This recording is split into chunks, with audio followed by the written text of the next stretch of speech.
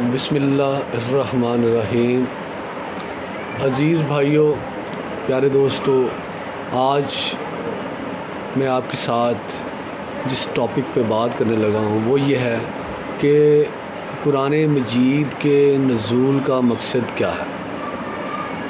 अल्लाह ताला अज़्ज़ा वजल ने कुरान मजीद को क्यों नाज़िल फरमाया। अल्लाह ताला की ज़ात किब्रिया ने अपनी मखलूक को पैदा फरमाया, इंसानों को पैदा फरमाया। तो अल्लाह ताला की ज़ात किब्रिया ये चाहते हैं, तो अल्लाह ताला ने इंसान को पैदा फरमा कर आज़ाद नहीं छोड़ा, ज़िंदगी देकर आज़ाद नहीं छोड़ा।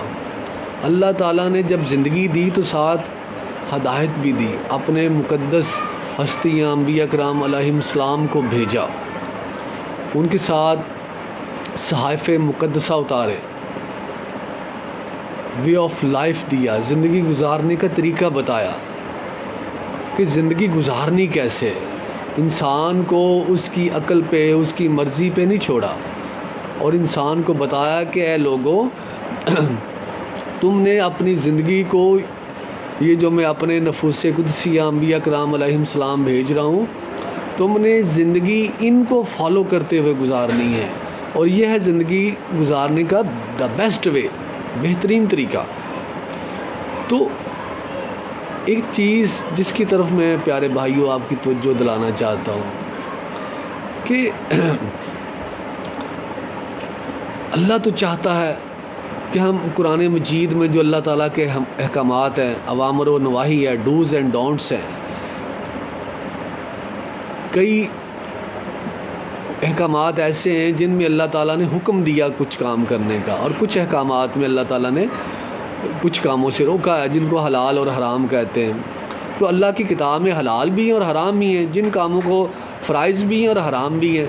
फ़राइज़ वो काम है जिनको अल्लाह ने हुक्म दिया ये काम करो, हराम वो काम है जिनसे अल्लाह ने रोका है। अब अल्लाह ताला ये चाहते हैं कि हमारी ज़िंदगी हलाल और हराम के दायरे के अंदर गुज़रे। अल्लाह ये चाहते हैं कि हम अल्लाह के फ़राइज़ पर अमल करें। अल्लाह ये चाहते हैं कि हम अल्लाह के हराम से बाज़ आएँ और यही नुज़ूल कुरान का मकसद है कि हमारी ज़िंदगियाँ अल्लाह ताला के अहकामात के मुताबिक गुज़रें।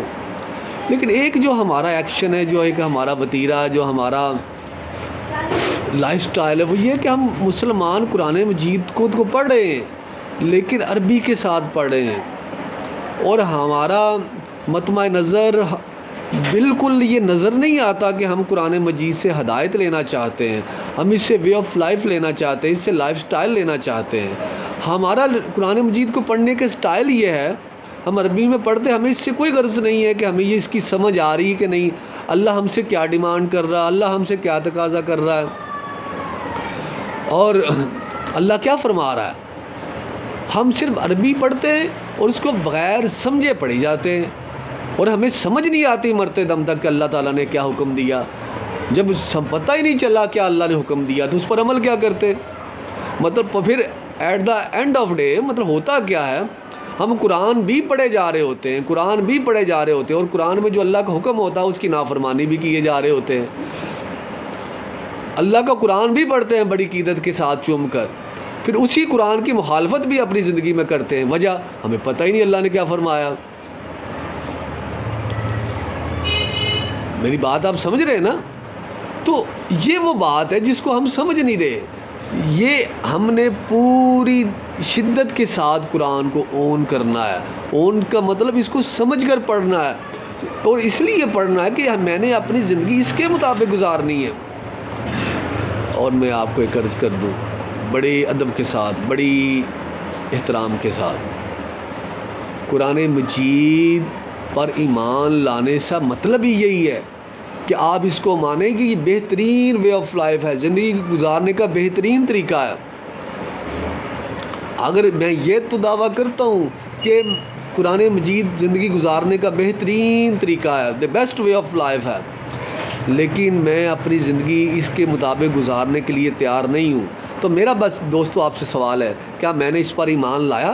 कुरान का क्लेम है कि मैं बेस्ट वे ऑफ लाइफ हूँ, मैं ज़िंदगी गुजारने का बेहतरीन तरीका हूँ, लेकिन मैं इसका मोमिन, मैं कुरान का मोमिन, मैं इस पर ईमान लाने का दावेदार लेकिन मैं अपनी मुआशरती, मैं अपनी पॉलिटिकल, मैं अपनी मुआशी, मैं अपनी अखलाकी, मैं अपनी होल इज्तिमाई लाइफ, सारी इज्तिमाई ज़िंदगी मुआशरती ज़िंदगी इसके मुताबिक गुजारने के लिए तैयार ही नहीं हूँ। मैं अपनी ज़िंदगी में गुजारते वक्त मैं अपने नफ्स को फॉलो करता हूँ, मैं लोगों को फॉलो करता हूँ, मैं इस पर ट्रस्ट ही नहीं करता, मैं इसके कवानीन पर ट्रस्ट ही नहीं कर रहा। तो बताइए मैंने क्या ईमान लाया, मैंने इसको कैसे माना? क्या ये ईमान क़यामत वाले दिन मोतबर होगा?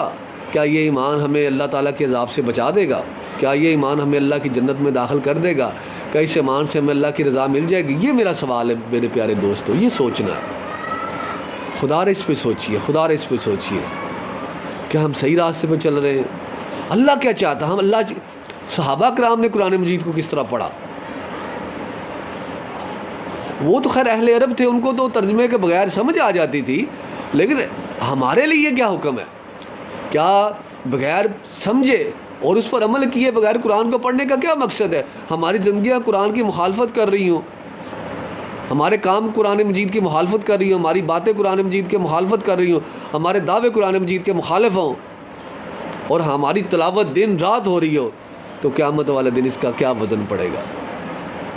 ये एक सवाल है जो आपके लिए छोड़े जा रहा हूँ। अल्लाह से दुआ है कि ये बात अल्लाह करे में हमें समझ आ जाए, दीन की समझ आ जाए, और हमें ये समझ आ जाए, ये बात समझ आ जाए कि हमने कुरान मजीद को समझ कर पढ़ना है, और कुरान मजीद आए इसलिए कि हमने इसके मुताबिक अपनी ज़िंदगी गुजारनी है, और ये भी समझ आ जाए और हम इस नीयत से पढ़े कि मैंने इसके मुताबिक ज़िंदगी गुजारनी है।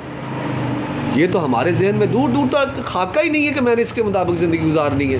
हम तो कुरान में समझते हैं 6666 आयतें कमो बेश वो सिर्फ नमाज और रोज़े के बारे में है। बार बार अल्लाह ताला आई एम सॉरी हम ये समझते हैं कि बार बार अल्लाह ताला ने कमो बेश 6666 आयतें बार बार नमाज के बारे में, बार बार रोज़े के बारे में, इसके बारे में क्या सारी आयतें सिर्फ इसी के बारे में?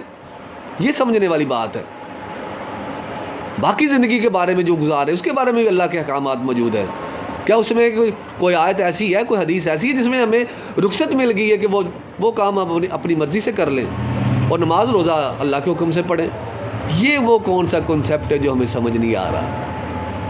ये सोचिए प्लीज़, खुदा रा सोचिए। जज़ाकल्लाह, अस्सलाम वालेकुम।